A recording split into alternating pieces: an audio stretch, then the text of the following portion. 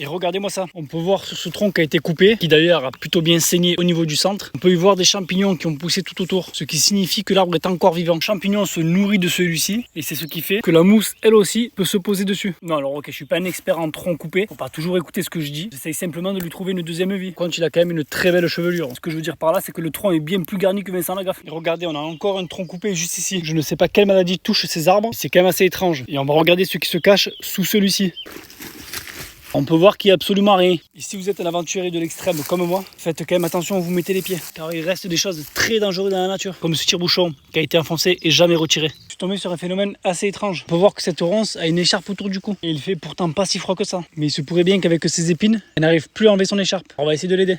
Ok, j'ai pas envie de me faire mal non plus, on va lui laisser. Après tout, les saisons changent rapidement. Ça se trouve demain il fera froid, elle sera bien contente de l'avoir sur elle. Dans la nature, il faut vraiment faire gaffe où on pose les pieds. Car comme tu peux le voir, en plein milieu de chemin, se trouve un énorme trou qui doit faire pas moins de 10 km de profondeur. Et on peut d'ailleurs y voir qu'un serpent y a laissé sa peau. Et quand on voit la taille du trou, j'aurais pu clairement y laisser la mienne.